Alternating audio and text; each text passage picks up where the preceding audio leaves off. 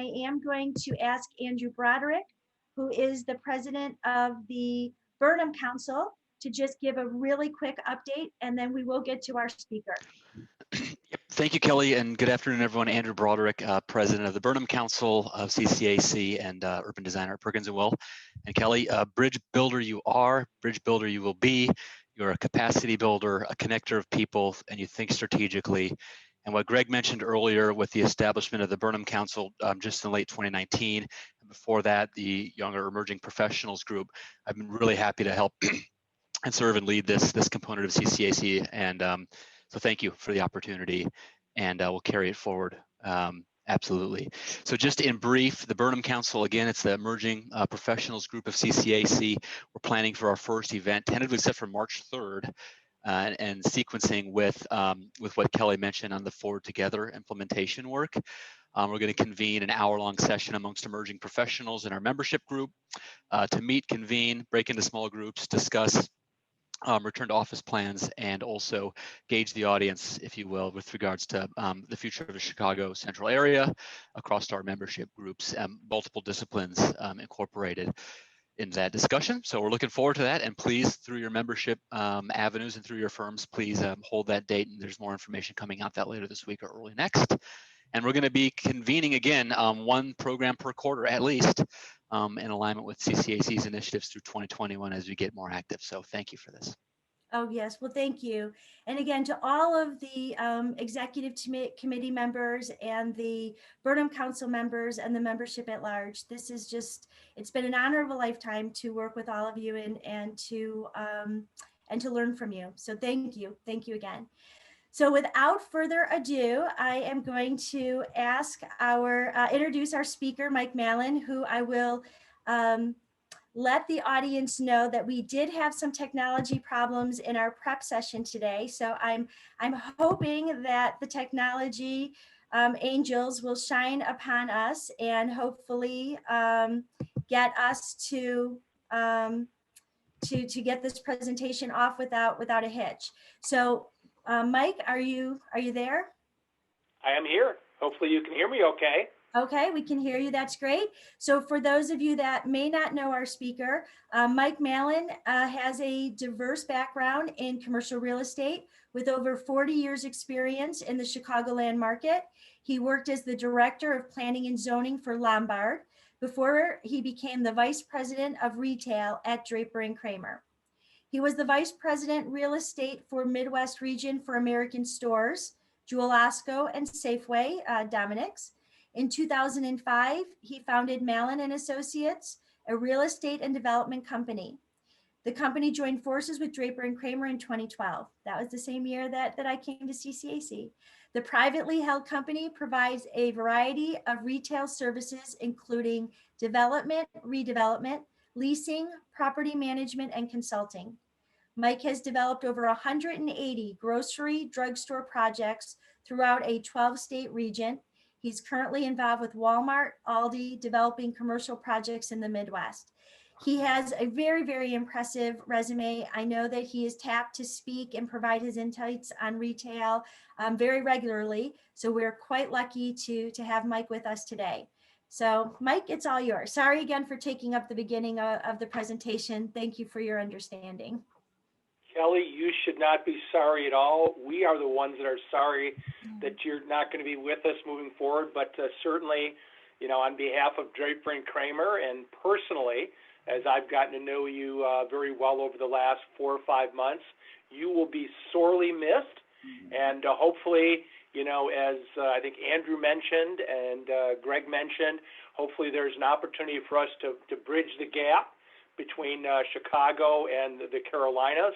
And we will not forget you, and I know you won't let us forget you. That's right. So, you know, hey, I'm happy to, if you will, share the dais with you today and talk a little bit about retail. Oh, boy. Okay. So as I mentioned, we were having a few technology problems, but I suspect that Mike will be with us in just a second. As he logs back on, let me share with you that during his presentation, what we have decided is that there is one poll question, and we're going to ask you to use the Q&A button to submit your response to the poll question. And then certainly at the end of his presentation, which again, I know we're going to be running late, if you have any questions, please submit those through the Q&A button. So I know that, again, he'll be with us in just a second. I saw a few of the chat comments in regards to my announcement. And again, you are all very, very sweet. This is a very difficult decision. You know, I do love the work that I do and the people that I work with and for, and this is home. But I felt that it was an opportunity for a challenge that if I didn't do, I would probably regret. And I have to admit, it was 60 degrees on the day that they made the offer as I looked at snow out my window. So being kind of close to the beach and close to the mountains, I have family in Asheville. So it's going to be a new chapter. And, you know, as many people have pointed out, you know, there is always an opportunity to come home. And this, I'll be able to bring more insights and experience back to the table. But I am genuinely looking forward to this new opportunity. And I am generally looking forward to Mike being able to join us again. So I apologize. I know that you did not sign up today for all of this, but we are doing our very best.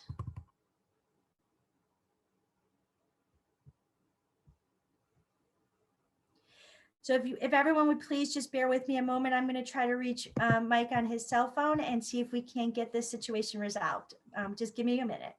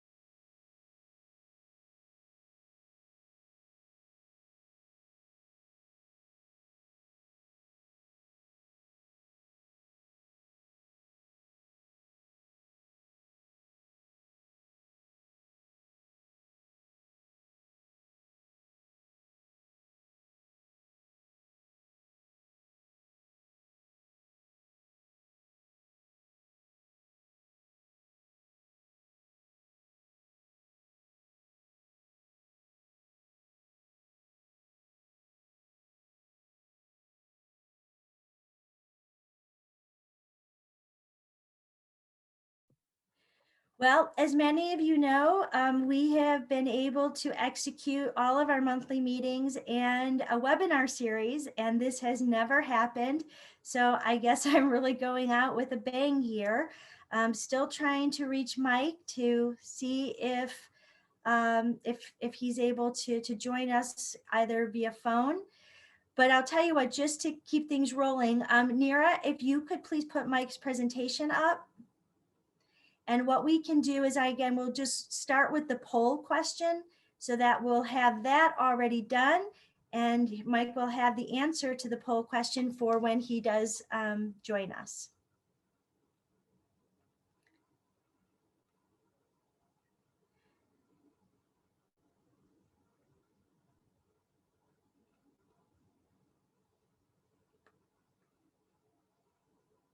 Here we go. So if you could please use the Q&A button, not the chat button, the Q&A button, and please answer, retail is letter A, dead, B, the internet, C, changing, D, coming back.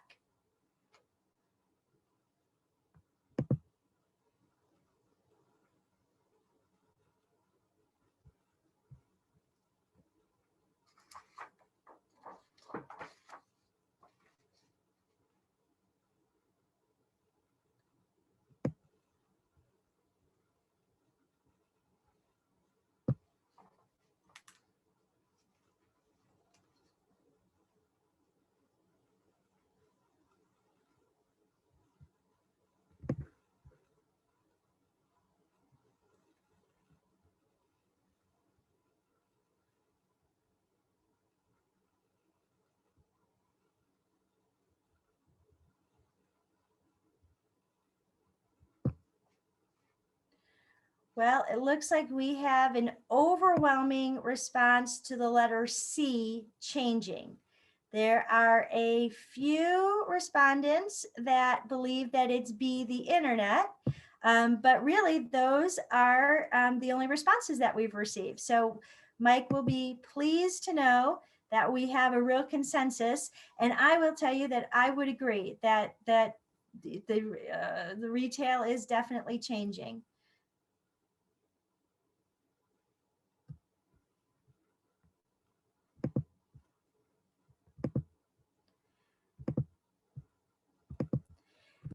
So Nira, maybe we can go back up to the beginning of the slides. Let's look at the agenda. And so when Mike joins us, he will know that we've already discussed our, well, let's go back to the roadmap, the next one, yes. So our roadmap for today is an introduction and overview, and then the poll question. So we've got that covered. We'll hear from Mike as to his insights into the state of retail, how life is going to be with retail after COVID, who's hot and who's not. We certainly want to be able to answer your questions. And as the invite teased, there is a new active retailer guide that he is willing to share with the group.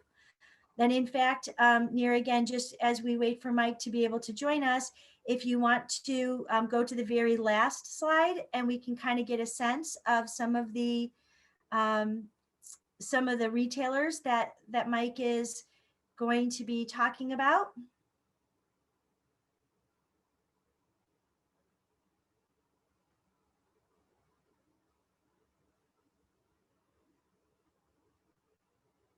There we go. So new and active retailers in terms of 2021. Is retail dead? You know, I think the answer to that is going to be no, but it's certainly changing. And in fact, I've heard Mike say in other conversations that in certain sectors of retail, it has never, really been busier. And so you can see just a sampling of the logos of some of the retailers that Mike is actively tracking. And I know as a consumer that I am probably somebody that is keeping all of those places doing very well. So I apologize that I am not a retail expert, and I really am not in a position to be able to give Mike's presentation, for him. I am hoping that, he is able to call in or dial back in. I am feverishly emailing and texting him in an effort to get in touch with him. I can only suspect that his internet and his home office must have really just gone down. So, what we can do is maybe just in the chat button, maybe why don't we share any questions that you came into this session wanting to know? And then if Mike is not able to reconnect, we can certainly share your questions with him and make sure that he reaches out to you with responses. Mike. Yes, I can hear you. I can hear you on my cell phone.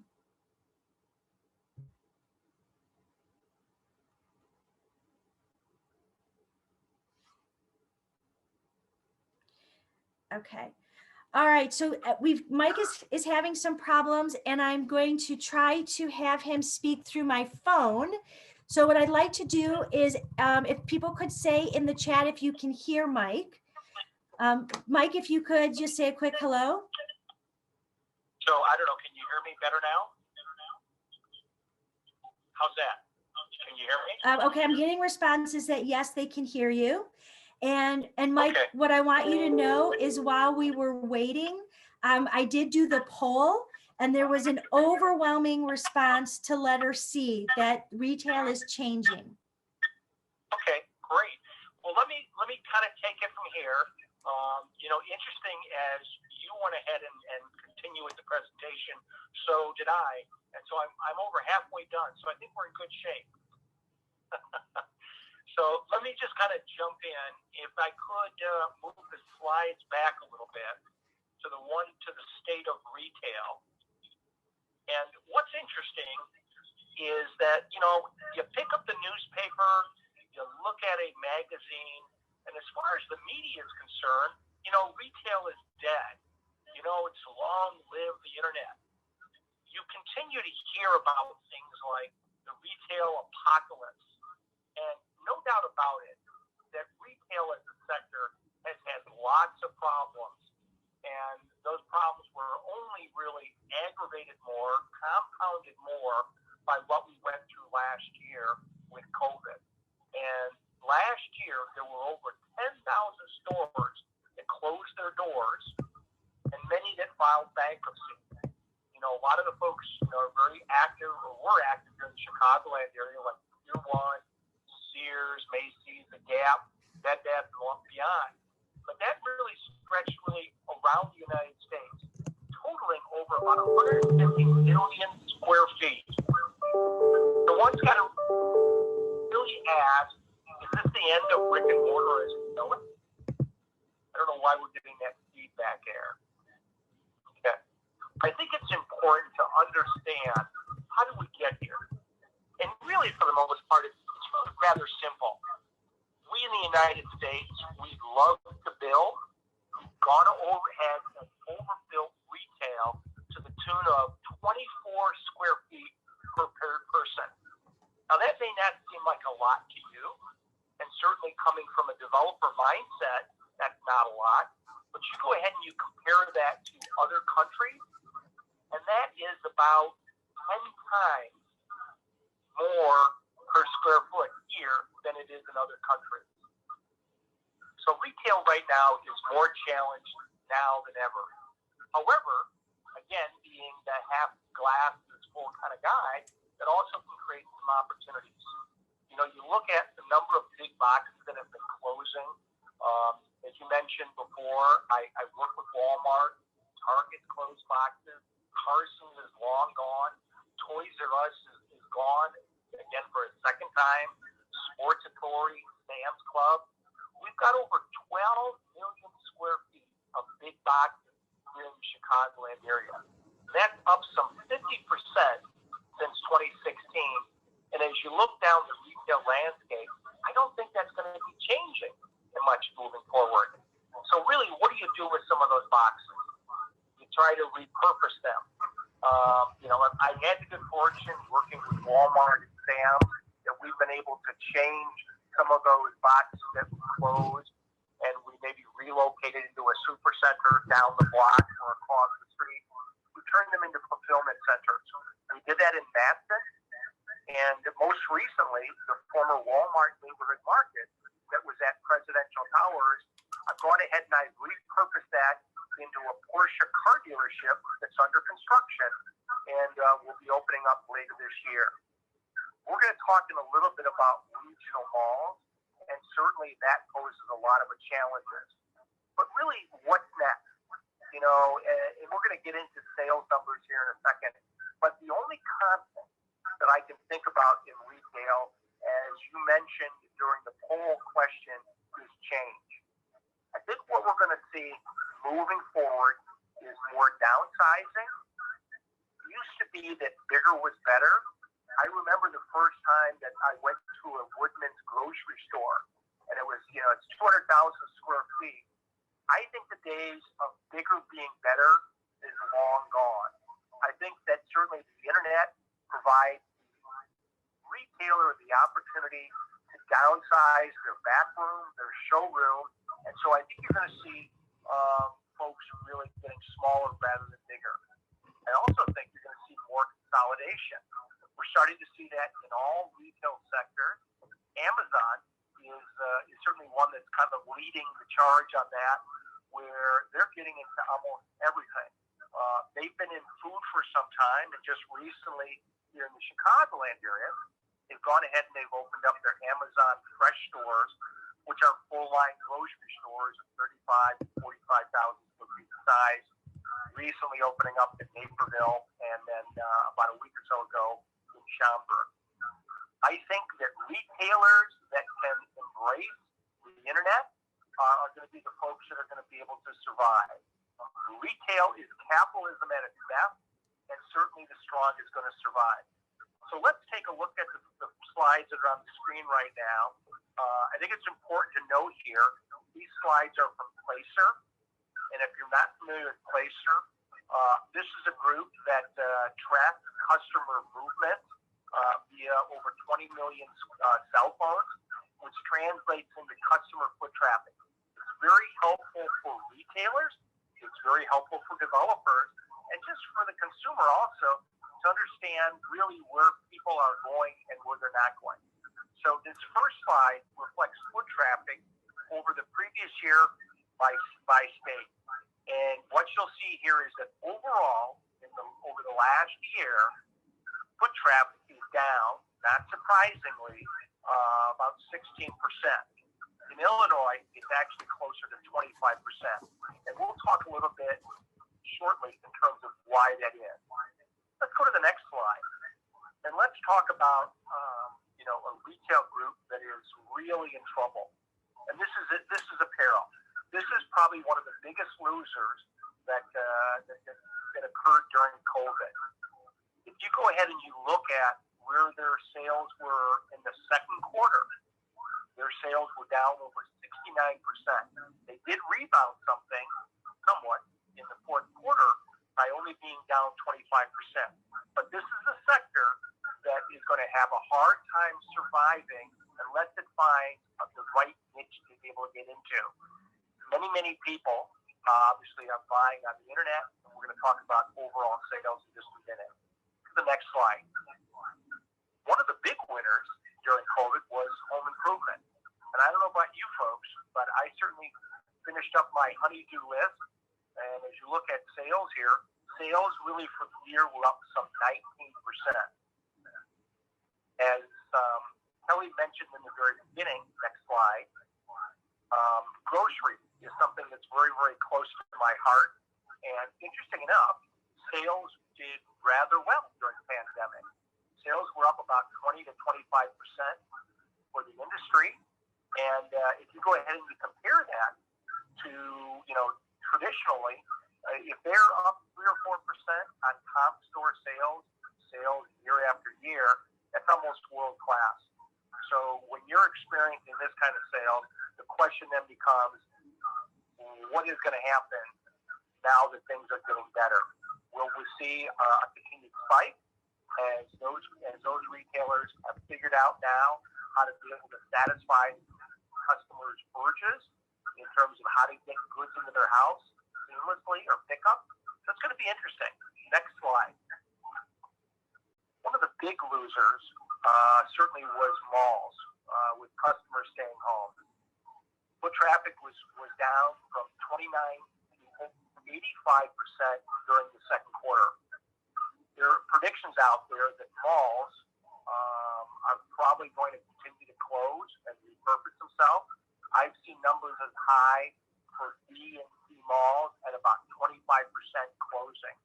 So again, I think there's a story to be had there.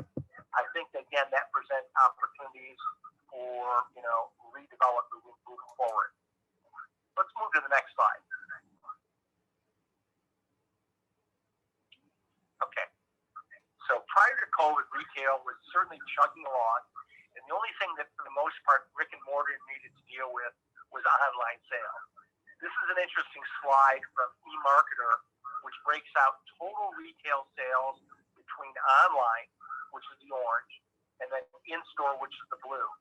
The percentage on the top reflects the amount of e-commerce percentage, which was growing year after year and hitting 16% in 2019. Many people were projecting that e-commerce would continue to grow at that rate, and we'd probably go ahead and achieve 25% of total sales by 2025. And as I think we all know now, and the numbers aren't completely all yet out for 2020, but I think what you're going to see is numbers that are close to 20% for e-commerce last year.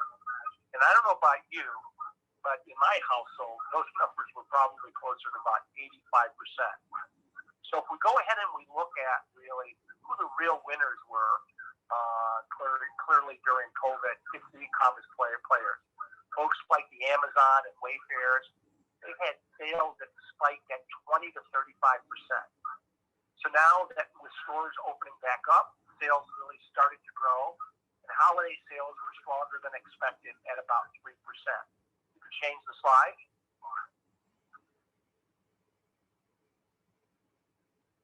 Now, with sales in the stores growing at 3%, online sales really went through the roof. I'm tracking numbers from e-commerce are showing that internet sales were about 49% for the holiday season.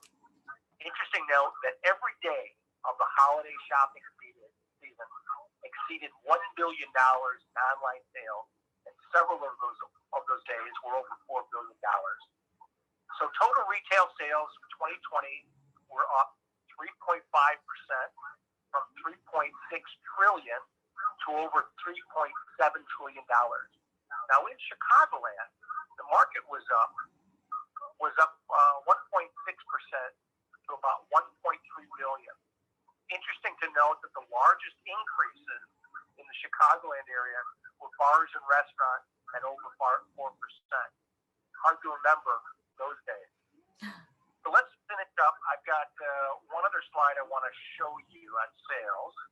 Oh, no, let's move on from there. So let me do this with this slide here. Let me paint a little bit of picture for you in terms of retailing in the Chicagoland area. And when I mention Chicagoland, I'm talking about the 7-county area. This is an annual report that I get from Mid-America every year, and it goes ahead and it talks about and shows really what's going on in the overall marketplace in terms of total retail square footage. One thing to keep in mind, and this goes back to what we said before about how much retail per capita we get here in the United States. We have over 550 million square feet of retail. So again, that goes back to the question we had before in terms of what went wrong. We just overbuilt it. We have way too much. If you look at this chart here, and you look at 2019, I've got total retail square footage of 550,000 square feet. That was the lowest level since we started tracking these numbers some 37 years ago, when we hit the high back in 2007, where we had 8 million square feet come online. As we look at 2020, most of our growth, which was about 250,000 square feet, was driven by Jewel, Woodman, and Target Express. So clearly, the new norm moving forward is going to be less than 1 million square feet a year coming online. In terms of 2020 retail sales in the Chicagoland area, through the fourth quarter, we did about $125 billion. In terms of taking a look at retail in general, our vacancy rates were up and our rents were down. Vacancy rent in neighborhood shopping centers were about 14%. Overall, in terms of community centers and power centers, about 11.5%. And asking rent, which is down, is at about $18.60 a square foot. One thing to keep in mind is one of the reasons why you're not seeing new development is there certainly is a lot of opportunity for redevelopment. And it's also one of those things, build a new retail development, you typically need to get in the range of about $30 to $35 a square foot. So if asking rents are sub 20, it's hard to make the overall economic make sense. So in terms of 2021, we're not tracking any new centers being built this year, but what we are going to be seeing, again, is redevelopment, infill, and most important, keep this in mind, is that the retailer is always king. And we're going to spend a few minutes talking about who's active and who's doing deals, but certainly keep that in mind. The retailer has always been in a very strong position to be able to negotiate strong deals. And from a retail perspective, if you're not growing, more than likely you're going to be out of business. One of the questions that a lot of times people ask me is, where are deals being done? And what I would say to that is that where the deals that are being done, most of them tend to be in urban area in the city itself. Inside 294, I used to, back before the Great Recession, we used to do a fair amount of looking at and talking with retailers in regards to the land beyond O'Hare, as I refer to it. Nobody is looking towards development out in those areas. It's really all about density, and that density equates out to sales. So let's move to the next slide. Okay, so as I look into my crystal ball a little bit, and it's a little foggy for the most part, but I think what you're going to see is that restaurants will come back. Many will close, with early predictions that as many as 25% of restaurants will not reopen. However, that is creating opportunities for others looking for those second generation locations. I think what you'll see with restaurants is smaller formats. As we've been talking to a lot of restaurants, they're talking about downsizing their dining rooms. They're talking about more outdoor areas, and certainly everybody wants a drive-thru. New players coming into the market on the restaurant side include ghost kitchens. And if you're not familiar with ghost kitchens, it's an opportunity for a restaurant to go ahead and basically capitalize on people that will cook their items for them in a different location. It becomes very much of an efficiency. So you've got a couple of strong ghost kitchens that are active in the marketplace, Malin and Virtual Kitchen. Both these folks are probably on tap to open up about 12 stores this year. New restaurants coming in, First Watch, which is kind of a breakfast and lunch restaurant. Teriyaki Madness. One of my favorites is Slim Chicken. And last but not least, on the heels of the Super Bowl, it's Just Wings. And then you've got certainly a lot of my old-time favorites. McDonald's recently came out announcing that they're going to open up over 500 restaurants in 2021. So a lot of growth and expansion in the restaurant sector. What about grocery stores? They continue to be a hot topic. We've got some new players. I mentioned before about Amazon Fresh. Amazon Fresh, by the end of the year, will probably have 5 to 6 grocery stores, in the marketplace. These are not to be confused at all with their other format, Whole Foods, which didn't fare as well, interesting enough, during the pandemic. But Amazon Fresh is expanding really throughout the country, opening up their first stores in California last year. They're starting to also move into the Phoenix and the Florida market, and the Chicago is very, very high on their list. I also want to mention Jet Foods. Jet Foods has opened up their first store at long last here in Carroll Stream, and they've got about 6 or 7 other stores that they're working on that will probably open up later this year. The market continues to be dominated by Jewel-Osco, not surprising, when you've got over 190 stores, but you've got folks like Aldi, Mariano's, Myers, and you certainly have the continued growth of the independents like Pete, Tully's, and Cermat. All of those folks are looking to grow or to be bought. Now, that's something to keep in mind. As I mentioned before, in regards to consolidation, as I look into that crystal ball, I truly feel that over the next couple of years, we will probably end up having less independence than we have right now. Right now, as a sector, and obviously they're all independent, but if you group them together, they are anywhere between the second and third largest market share provider. And so I think, because many of them don't really have strong succession plans, that I think that they're trying to position themselves to be bought by somebody to be able to basically move into the Chicagoland market. So stay tuned for that, but I do believe that we'll see more consolidation, certainly in the grocery store market. Medtail is everywhere. And, we're talking about players like DuPage Medical, Advocate Healthcare, all the physical therapy players and others. They're going ahead and they're taking vacant retail spaces, or in some cases, they're building ground up 4,000, 5,000, 6,000 square foot facilities. So again, Medtail is extremely hot, and it looks like that's going to continue moving forward. I have to talk about the discounters. You know, they have enjoyed pretty good success once they got opened back up. Folks like TJ Maxx, Marshalls, Ross, Sears, and others are clearly replacing the department store and continuing to grow and expand.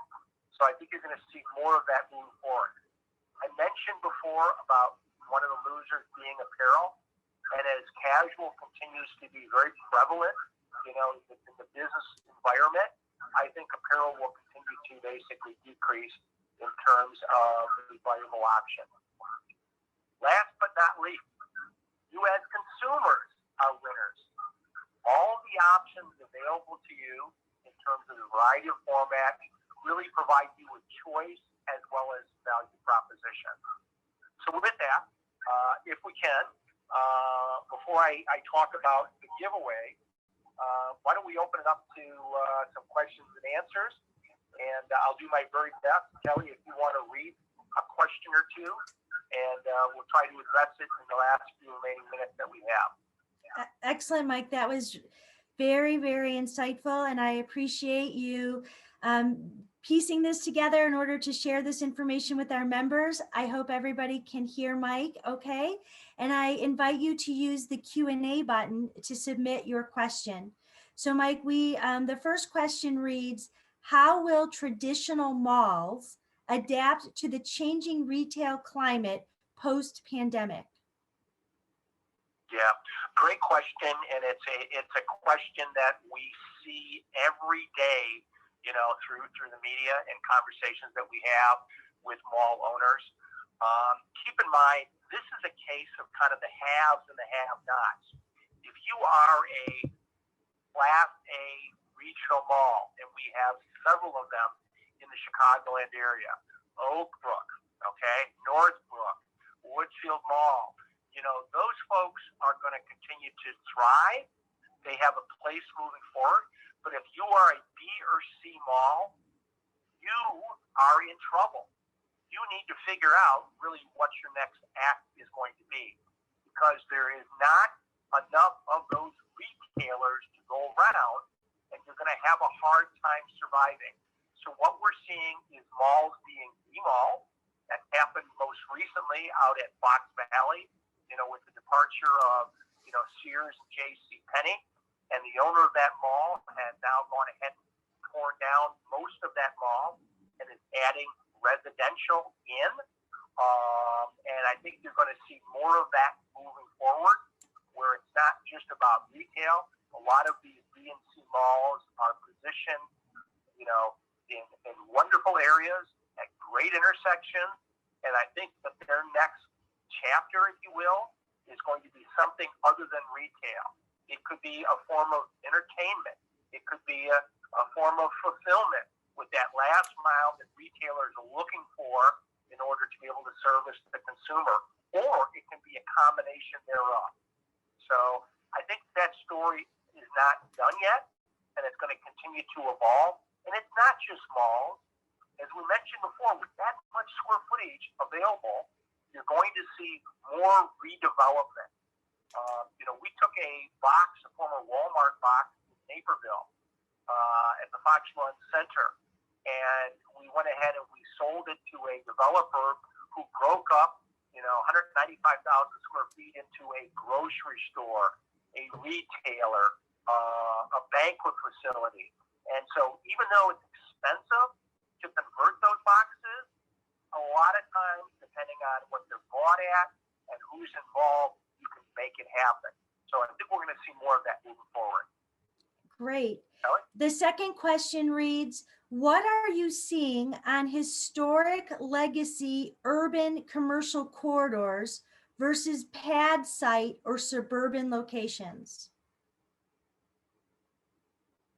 You know, the traditional legacy commercial properties, for the most part, are going to continue to do well. You know, if they have the types of tenants in there that align with some of the things that I've shared with you, I think they will continue to be strong and move forward.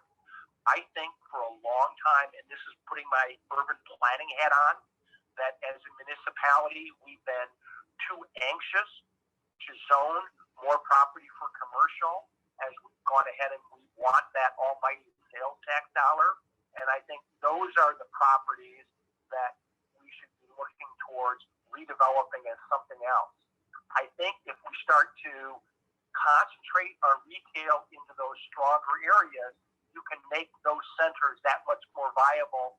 And then maybe some of these other retail properties that have had vacancies and have lost tenants, maybe they can live another life as a different use. Interesting. Mike, the next question reads, Michigan Avenue continues to lose national and local retailers.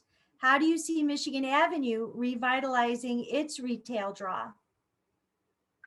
You know, I think we have a lot more to be concerned about in the Chicagoland area rather than Michigan Avenue. Michigan Avenue is and will continue to be, you know, our high street in the Chicagoland market. Retail, as your audience already shared with us, is changing. It's evolving. And the same's going to be done on Michigan Avenue. You know, just when we think we've seen the last of a certain retailer or a certain use, lo and behold, somebody come up with a different mousetrap and a different way to be able to get it to the consumers. I think that really what we're seeing right now, again, is change on a big scale. I think we're going to see, obviously, a number of changes in terms of what happens, you know, at Water Tower Place with Macy's leaving. But again, I'm a half glass is full kind of guy, and I think that someone's downturn then becomes somebody else's opportunity.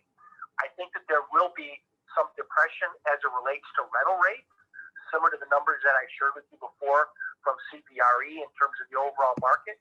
And so maybe you're not getting $300, $400 a square foot.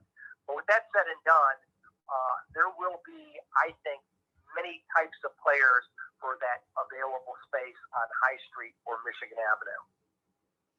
And again, I invite the audience to submit any questions through the Q&A button.